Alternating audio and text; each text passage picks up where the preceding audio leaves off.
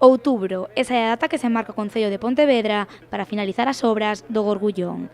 Actualmente estáse colocando o pavimento da rúa para continuar, canto antes, coa instalación do arborado e do mobiliario urbano.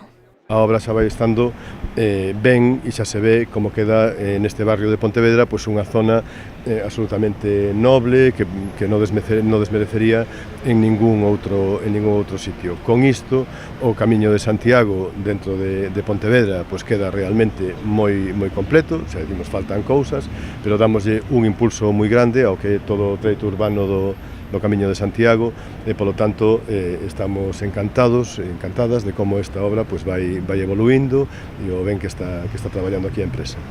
A Rúa Gorgullón quedará cunha plataforma única co tráfico restrinxido para residentes e servizos. Ademais, cambiará o sentido de circulación para que os vehículos entren pola estación de autobuses e saian na rotonda de Uxío Novoneira. Fixades, nesta rotonda suprimiuse boa parte da pendente que tiña, porque iso ademais facía que os vehículos estuvesen aí moito tempo parados ás veces botando fume, pois porque están os motores en marcha, porque hai que arrancar tal. Eso suprimiuse para gañar en calidade do aire, igual que tamén aquí se suavizaron as pendentes para os peóns, sobre todo nesta curva, e polo tanto esta rotonda ahora queda moito máis xeitosa.